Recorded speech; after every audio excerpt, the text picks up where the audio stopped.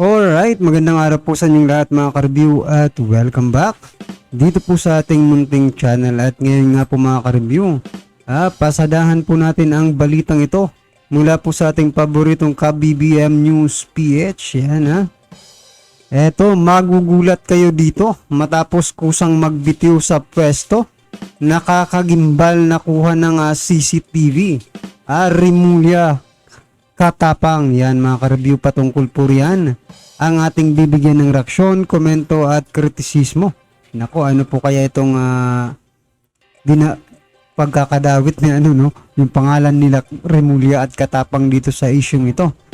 Well, anyway mga ka-review, bago po natin simulan yan, bago po natin busisiin yan, kung bago ka pa lang at di pa po nakapag-subscribe sa ating munting channel, please don't forget to subscribe. Yan. Alright, at i-click na rin po ang bell notification para updated ka po sa lahat ng ina-uploads nating reaction video.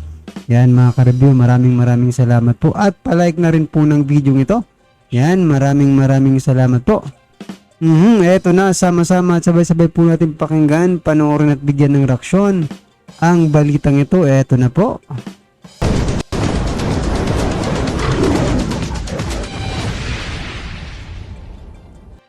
Mga ka-BBM, dahil sa kaliwat ka ng pangbabatiko sa social media nitong si PNP Chief Nicolas Torre III, agad na nagbitiw sa pwesto bilang PNP Chief ng Quezon City Police District. Nagugat ang pagkondina sa kanya ng taong bayan maging ang iba't ibang ahensya ng gobyerno nang agad na naglabas ng press con itong si Torre, kung saan ay tila nagsilbi siyang abogado at tila pinapanigan pa itong dating police opisyal na si Willie Gonzales na nakuna ng video at nanutok ng baril sa isang siklista. Bagamat hindi pa rin ligtas itong si PNP Chief Torre III, handang imbestigahan sa Senado at Kongreso ang ginawa niyang pagtatanggol sa ex-police na si Gonzales. Sa kabila nito, umani naman ang papuri itong si Torre sa ilan nating mga kababayan dahil sa kanyang ginawang voluntary resignation sa hanay ng PNP. So yan, maganda po yung ginawa niya mga ka-review kasi voluntary resignation siya, nag-resign po siya mga ka-review. Well anyway, maganda po yan kasi 'di ba? Para talagang mawala yung pagdududa ng taong bayan, 'di ba? At saka maganda rin yung nagtutulungan talaga yung taong bayan mga ka-review. Kung hindi ito na ipalabas, 'di ba? For example na lang, hindi talaga, walang nakakuhang vlogger, di ba, na video. Walang video na lumabas. Talagang, di ba, wala na lang ito. Yung nangyari doon sa biker, di ba, sa bike rider, wala na, parang wala lang. Kasi walang lalabas na issue, di ba? Buti na lang po at nagtutulungan talaga ang mga Pilipino ngayon. At, pinapatrending yung mga ganitong 'di ba? Yung mga ganitong issue, social issue ng ating bansa, Palakpakan po natin ang lahat po na nagko-comment at nag-share ng mga video patungkol po rito sa isyung ito, Yan, maraming salamat po sa inyo. Di ba? Dahil dito muling kinalampag ng ating mga kababayan itong si DOJ Secretary Boying Rimulya at Bucor Chief General Katapang Jr. na dapat ay gayahin nila ang ginawa ni Torre kung saan ay nagkaroon ng delikadesa. Matatandaan na nadawit o nasangkot sa controversial na pagbebenta ng illegal na droga ang anak ni Boying Rimulya, pero hindi man lang ito tinabla ng delikadesa para magbitiw sa pwesto sa kabila ng panawagan ng publiko, sa halip ay kapit-tuko pa rin sa pwesto. Maging itong si General Katapang ng Bucor ay umani din ng katakot-takot na batikos mula sa ating mga kababayan dahil sa sandamakmak na kapalpakan sa Bucor. Pero nanindigan ito na hindi siya magbibitiw sa pwesto. Ano ang masasabi mo dito? Well anyway, ano ang masasabi niyo dyan mga ka-review? Ang pagkakaiba lang siguro nila dyan mga ka-review ni General Torre, itong si General Torre mga ka-review, wala sigurong malakas na kapit sa itaas, mga ka-review, diba? At ang puso ni General Torre mga ka-review para pa rin sa sambayan ng Pilipino, diba? Talagang yung tungkulin niya talaga yung kanyang ginagampanan, no? No, wala siyang personal na interest, no? Sa kanyang posisyon. Kaya, 'di ba? Talagang maluwag mong tatanggapin, 'di ba? Na magre-resign ka. Oh. Paano naman po si Soji Boying Rimulya at si Katapang? Ano po ang kanilang pinagkaiba? Nako po, sino po ba? 'Di ba? Yun nga po yung pinagtataka ng karamihan mga ka-review Bakit sa kadami-dami na ng kapalpakang ginagawa ni Rimulya, is OG Boying Rimulya, wala pa ring ibo itong ating mahal na Pangulo. Hindi naman sa tinitira natin ng ating Pangulo, pero yun po kasi ang nakikita at yun din po ang nararamdaman ng halos lahat ng ating mga kababayan. Bakit daw hindi po sinisita?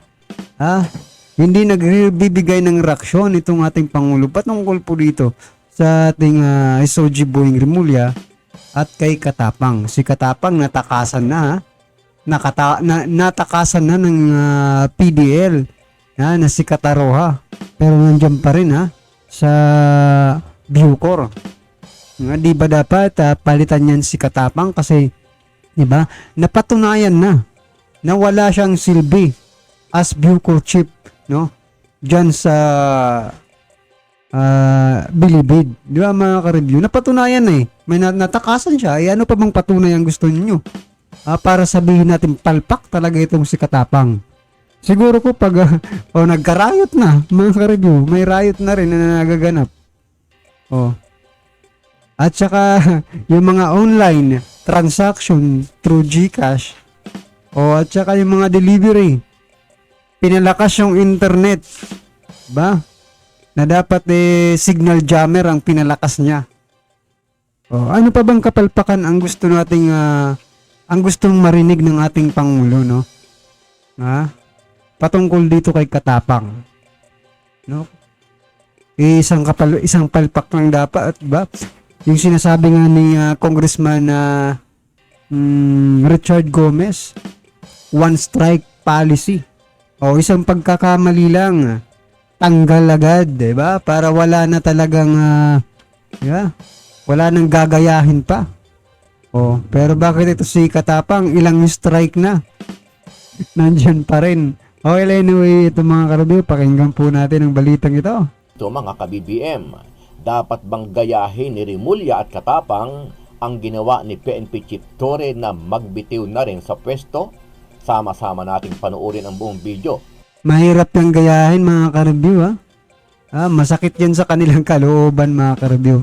Maniwala kayo. At pakikomment nyo po ang inyong mga reaksyon at sariling opinyon. Pero bago yan, muli po ako nag-iimbita sa mga hindi pa po nakasubscribe sa ating channel na ka-BBM News PH, pakipindot po ang So yan mga ka-review, subscribe na po kayo at palike na rin po ng video ito. Maraming salamat po. Upload natin na legit at napapanahong balita. Maraming pong salamat. Kinumpirma ng Korte Suprema na nagtatrabaho sa Hudikatura si Wilfredo Gonzales, ang dating pulis na nakuna ng video na naglabas at nagkasa ng baril sa isang siklista sa Quezon City.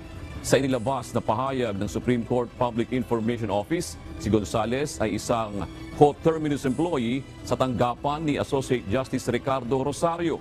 Ngunit agad uman itong tinanggal sa trabaho matapos malaman ng opisina ang kinasangkutan nitong insidente. Nagpapatawa. Kita nyo na mga ka-review kung wala talagang kasalanan itong si di ba? Itong si Calvo, bakit naman siya tatanggalin doon sa kanyang pinagtatrabahuan? At ipinagtatanggol pa nung una ni General Torre, di ba mga ka-review? Talaga naman buti na lang at nako. Walang binanggit na detalye kung ano ang eksaktong naging trabaho nito sa Supreme Court. Sarap pumasok yan. Dito niya pinato. Siyempre, sabay pa gano'n dyan, tututukan na niya ako ng baril sa sabay bato. May baril nga yun. Yeah. Hindi ako makaporma kasi may baril Hindi ako nakaliwas sa bato. may hawak siyang baril. Yan, dinideny na kanina, wala doon siyang baril. Oh, yan mga ka-review. Ba talagang mayabang talaga ito, no? Yes, yata. Yun na. Babalikan pa, oh. Oh. Kasi nagsimula yun doon sa ano ko lang eh. Aminado naman ako sir na may mali ako kasi pagpasok niya doon dito, pag ang nakita doon galing sa Blooming Tree, balik ko sa school. Pumasok siya sa bike lane, sa green yun eh. Natural doon ako, bike lane yun eh. Eh, dinitbit niya ako nung tapos tinapit ko yung ano niya para lumabas. Nagalit. Eh, hindi ko na rin ito pinansin. Ang nangyari, hinahabol niya ako doon.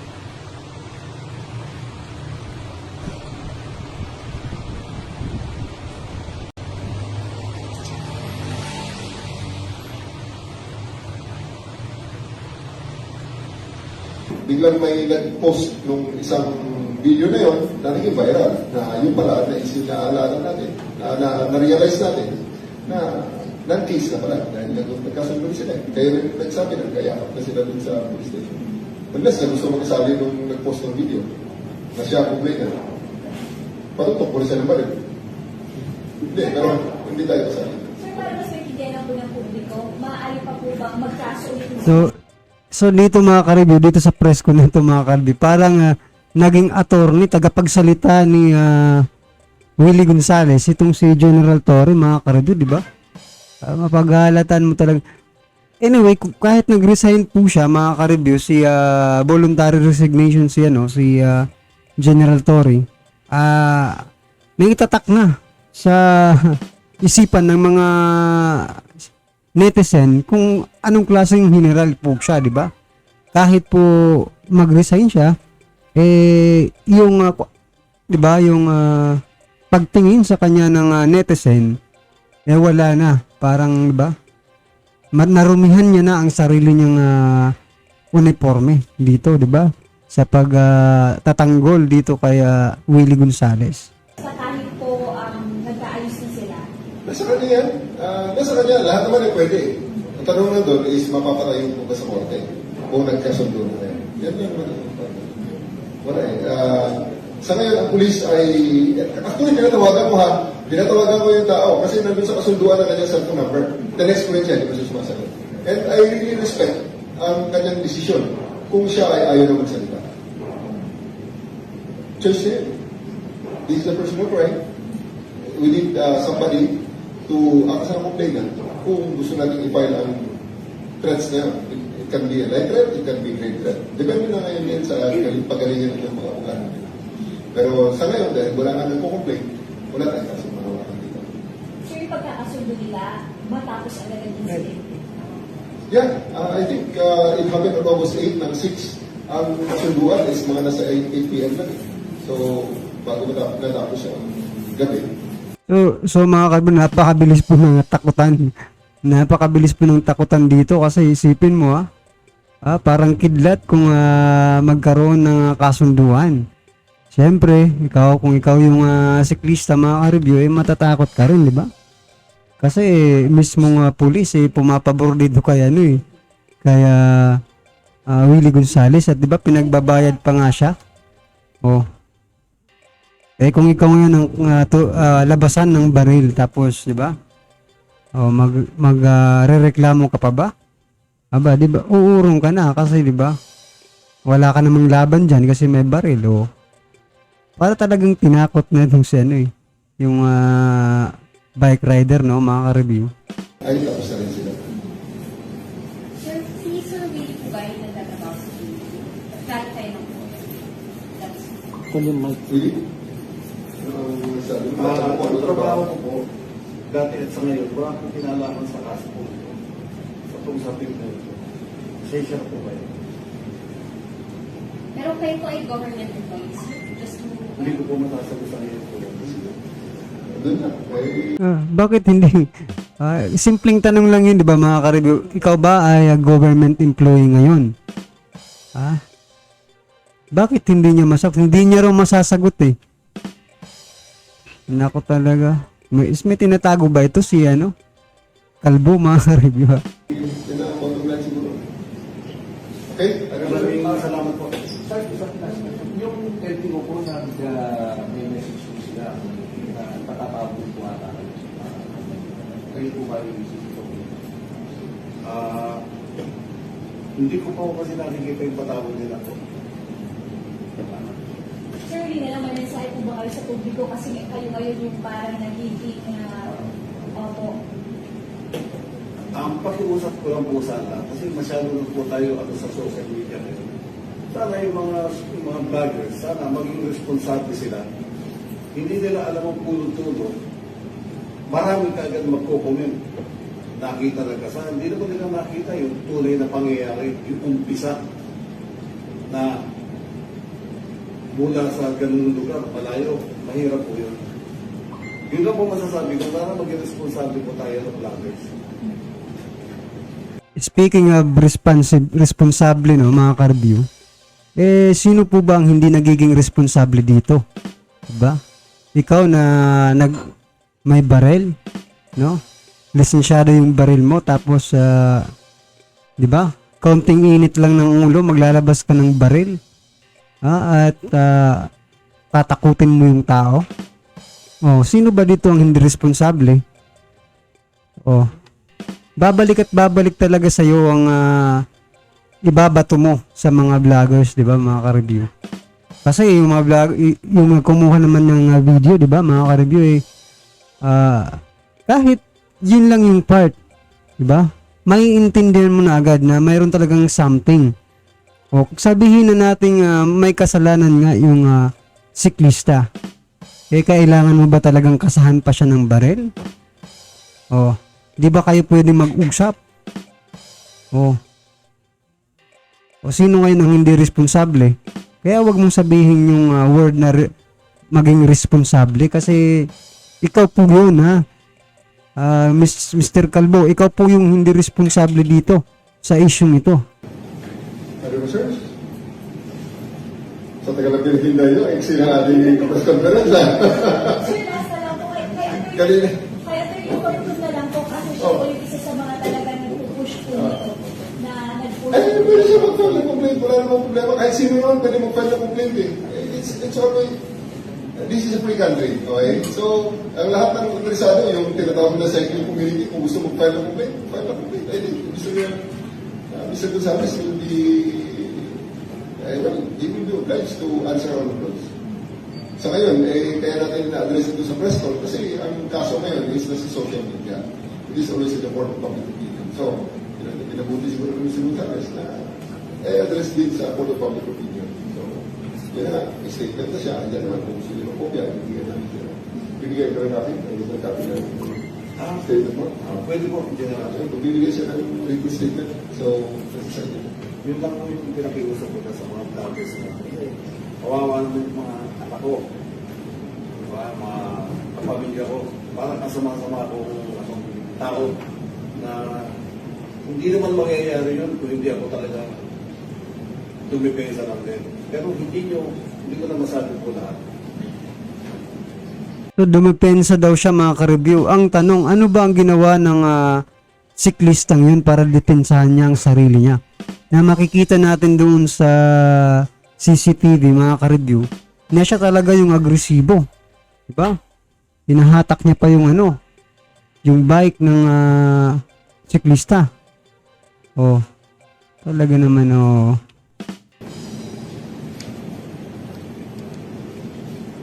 Okay? Parang si Katrina, dejected na dejected, yung lang nakuha niyang gano'n news, eh. Parang gusto mo yata, fireworks talaga, eh.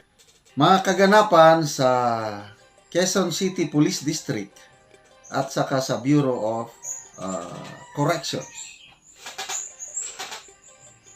Ang hepe sa dalawang ahensyang ito ay parehas na nasangkot sa anomalya, parehas na binatikos sa social media.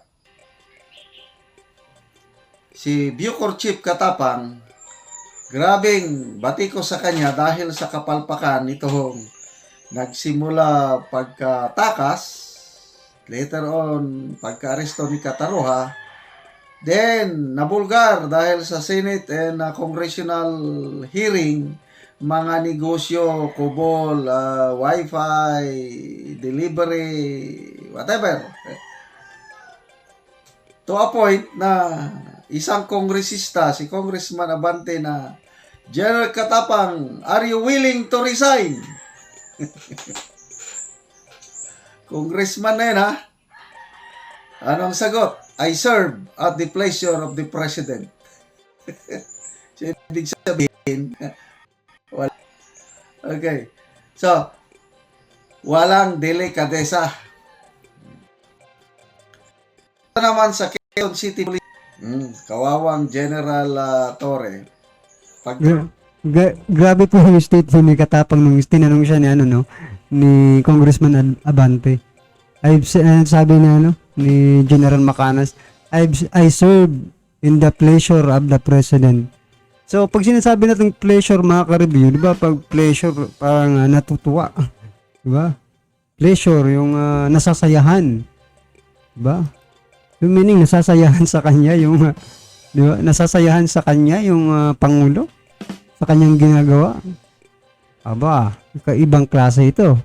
Kakamali niya, mahilig magpa-presscon. Ay, nako. Katabi niya ang ex-police, mayabang, Wilfredo Gonzales, at parang lumalabas na abogado. Naging abogado ni Wilfredo Torres ang isang police general. Ano ngayon? Nako, batikos kaliwat kanan. Ito na, malaking kaibahan. Hindi nakayanan ni General Torres. Torre na madala ang buong PNP as an organization.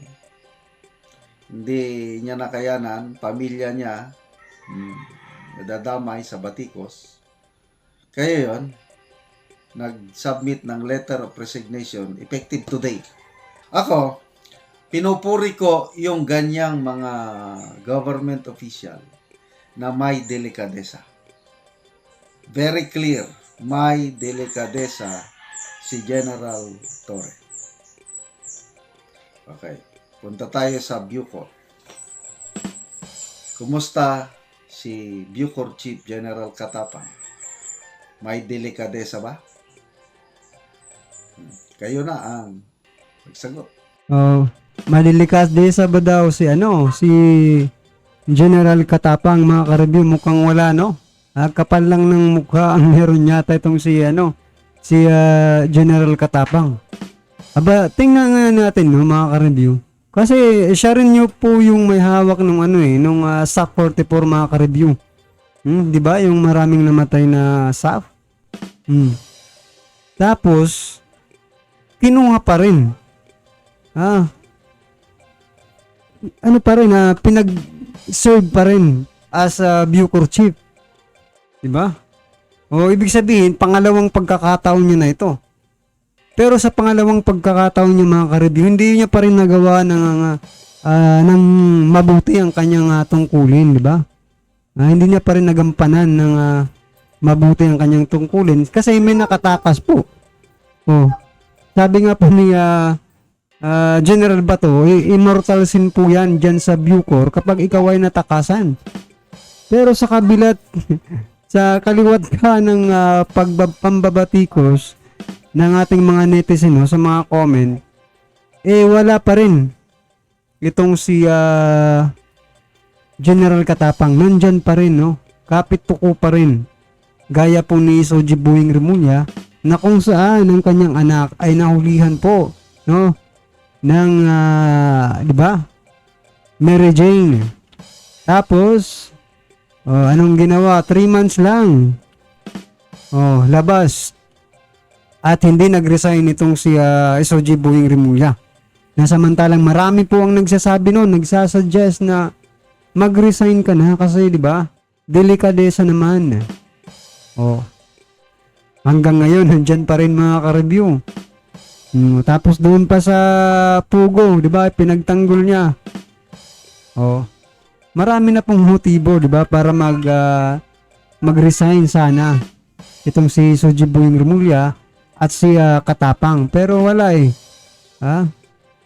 Sa bagay mga ka-review, paano ba magre-resign ng mga ito kung ang presidente mismo ayaw magsalita, ayaw magalit, ayaw pagalitan?